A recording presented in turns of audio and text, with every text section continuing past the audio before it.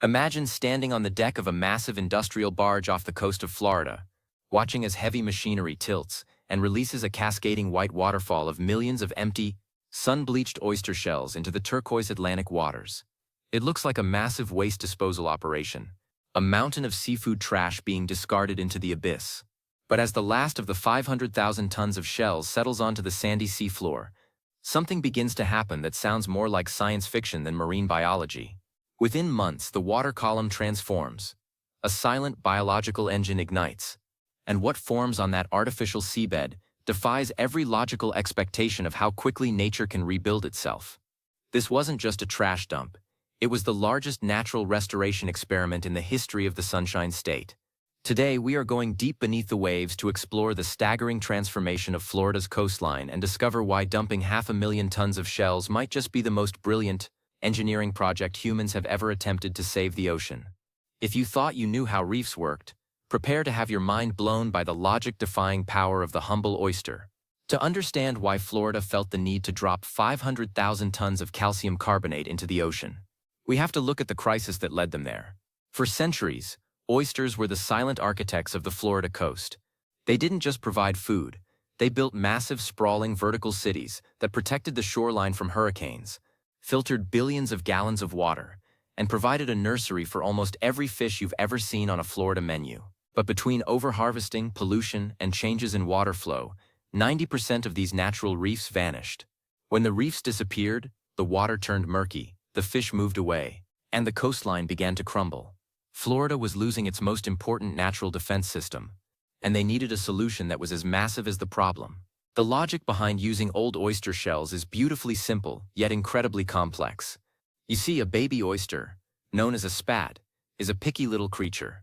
It doesn't want to attach its shell to sand, or mud, or plastic. It wants to live on another oyster shell. There is a chemical signature in old shells that acts like a homing beacon for billions of microscopic oyster larvae floating in the current. By dumping 500,000 tons of shells, Florida wasn't just building a pile of rocks. They were building a massive welcome home sign for the next generation of the ocean's greatest engineers. But what actually formed there as the months went by started to shock the scientists and engineers who were monitoring the sites.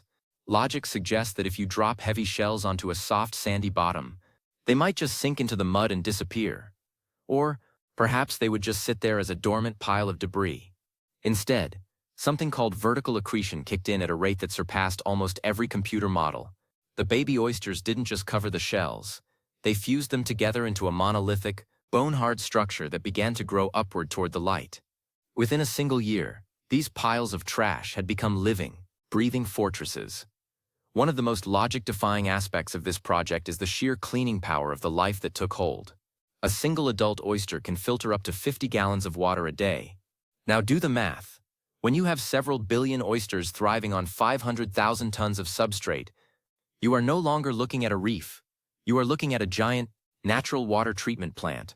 Around the restoration sites in the Indian River Lagoon and the Gulf Coast, the water clarity changed so rapidly it was visible from satellite imagery. The oysters were stripping out excess nutrients and suspended particles, allowing sunlight to reach the seafloor for the first time in decades. This brings us to the second miracle of the project, the return of the seagrass. Logical thinking would tell you that if you want more seagrass, you plant seagrass. But in many parts of Florida, the water was too dirty for seagrass to survive. The oysters fixed the water first.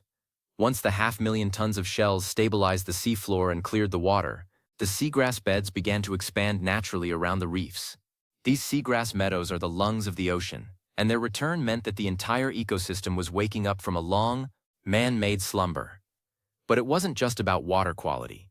The physical structure of what formed on these shells changed the way the ocean interacted with the land. We often think of seawalls made of concrete and steel as the best way to protect our homes from storms. But concrete is brittle.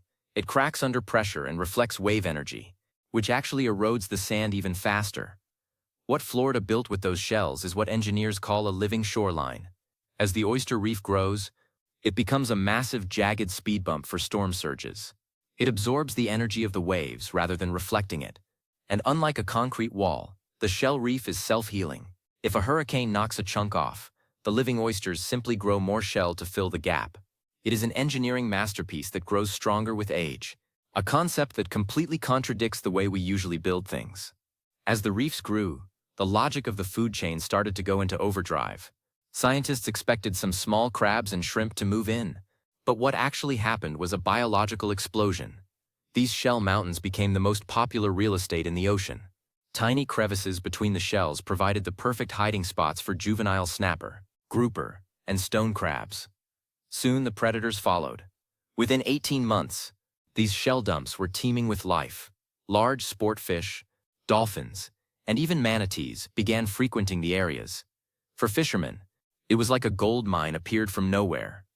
The project had effectively created a billion-dollar fishery out of what was essentially restaurant waste.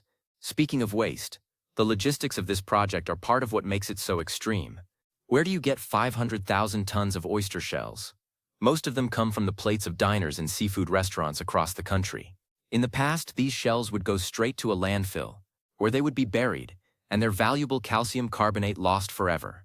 Florida, along with several nonprofit partners, coordinated a massive recycling program. They had to collect the shells, transport them to massive curing sites where they sat in the sun for months to make sure any pathogens were gone, and then load them onto barges. It is an incredible story of circular economy. The very thing we ate last Tuesday is now back in the ocean, protecting our grandchildren's houses from the next big storm. What defies logic most about this project is the price-to-benefit ratio. If the state of Florida wanted to build a mechanical water filtration system capable of cleaning billions of gallons of water every day, it would cost billions of dollars to build and millions more every year to maintain and power. The Oyster Reef does it for free. It is powered by the sun and the tides. It doesn't require a single watt of electricity. It is a mega project that pays for itself 1,000 times over in ecosystem services. This is why nature-based engineering is becoming the new frontier for coastal states. We are finally realizing that nature's logic is far more efficient than our own. However, the project wasn't without its challenges.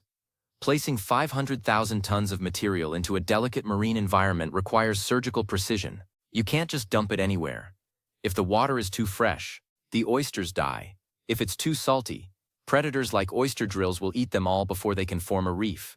The engineers had to map the salinity, the flow of the currents, and the depth of the water with incredible detail.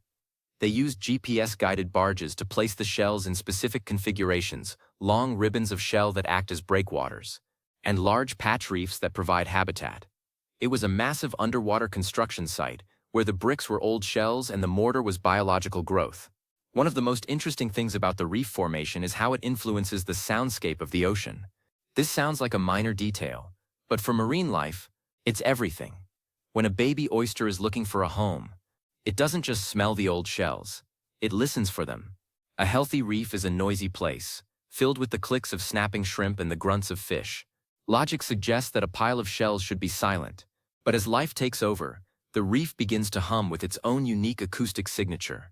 Scientists have found that by placing these shells, they are effectively turning on a radio station that attracts life from miles away. It is an invisible network of biological communication that we are only just beginning to understand. But there is a deeper layer to why this project is so extreme. It is an act of hope in an era where we often hear only bad news about the environment. Florida is on the front lines of sea level rise and ocean acidification. Logic would tell you that the ocean is too big, and the problems are too vast for us to fix. But 500,000 tons of shells say otherwise. They show that when we provide the right foundation, nature is incredibly resilient. The logic of the abyss is being replaced by the logic of the reef. This project has become a blueprint for other states and even other countries.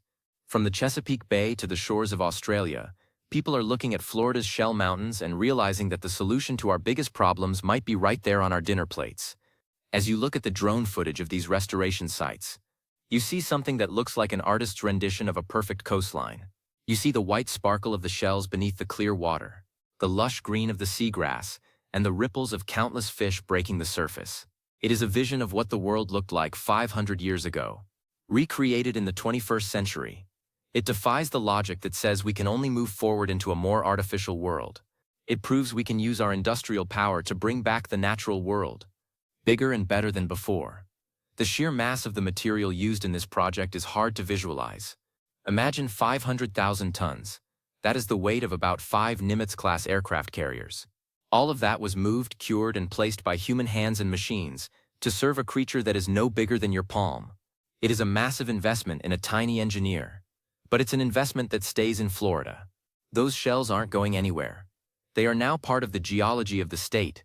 In 1,000 years, when future geologists look at the strata of the Florida coast, they will find a massive layer of oyster shells, a permanent record of the time humans decided to stop destroying and start rebuilding. But what about the logic-defying growth rates?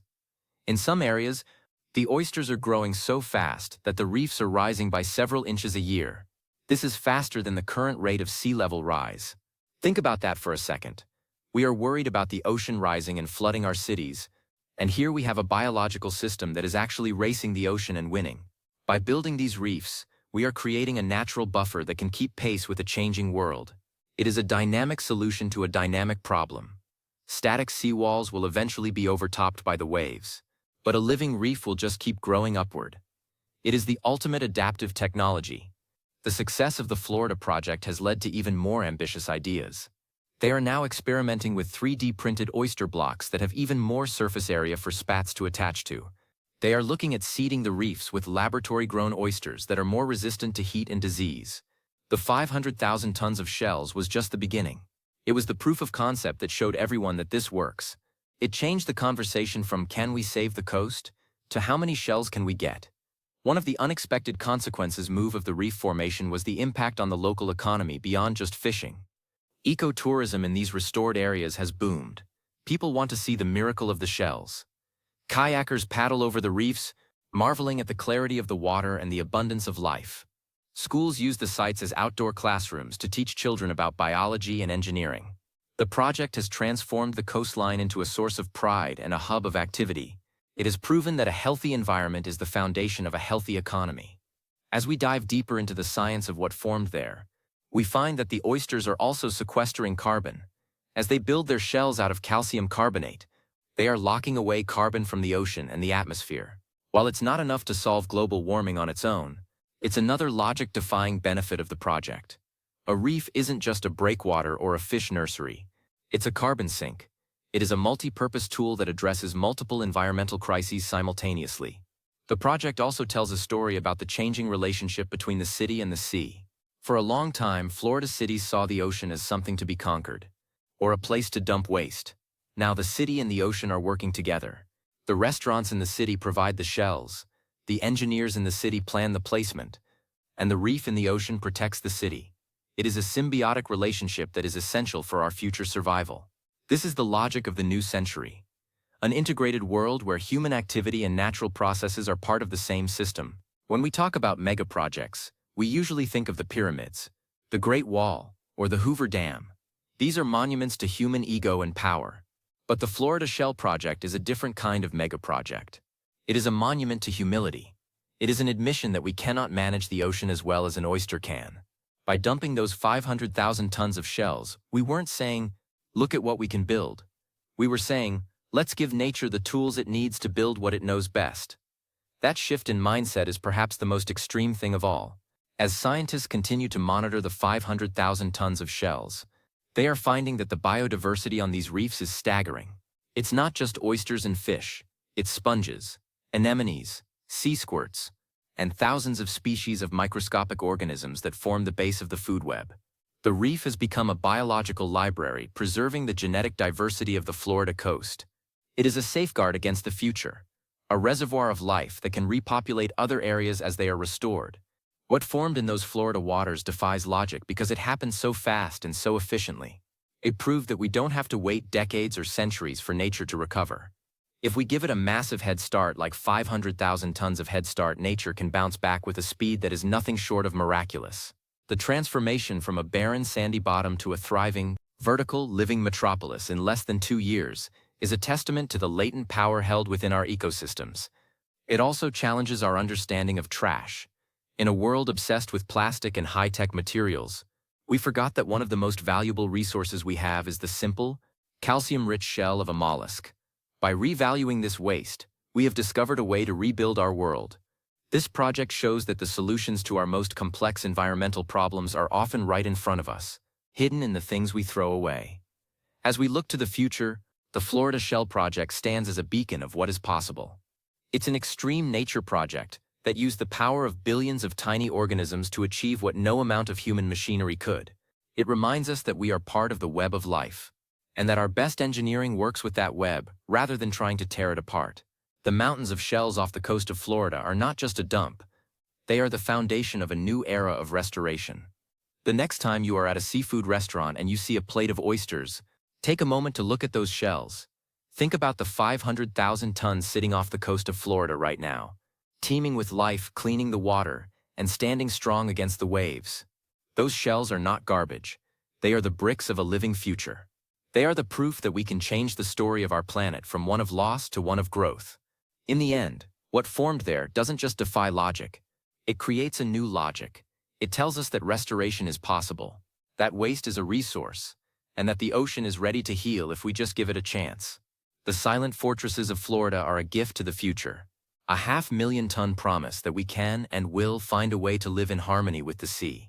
The miracle of the shells is just beginning, and as the reefs continue to grow, they will keep teaching us that nature's logic is the most powerful force on Earth. Every day the tides pull and push over those shells. Every day the oysters pump and filter, making the world a little bit cleaner and a little bit clearer. It is a slow, steady, and unstoppable mega-project that doesn't need a ribbon-cutting ceremony or a grand opening. It just needs to exist. And as long as it exists, it remains a testament to what happens when we stop fighting the ocean and start helping it build. Florida's shell mountains are a logic-defying success, a white gold treasure buried beneath the waves, securing the shoreline for generations to come. So, the story of the 500,000 tons isn't just about oysters. It's about us.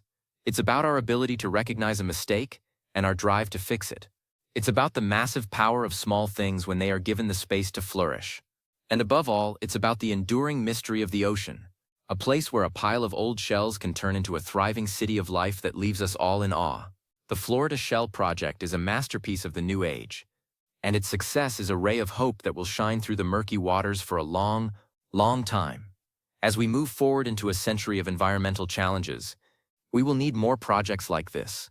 We will need more 500,000-ton gambles on the resilience of nature. We will need to look at our dinner plates and our waste streams with a new eye for restoration. Florida has shown us the way. They've proven that the biggest nature projects don't always look like traditional engineering. Sometimes, they just look like a lot of shells, a lot of water, and a lot of life. That is the true logic of the reef, and it's a logic we should all start following. Florida's experiment is no longer an experiment. It's a triumph, and it's one that will be felt in every wave that breaks against those living, growing shores. The future is white-shelled, turquoise-watered, and absolutely teeming with the logic-defying life of the Florida coast.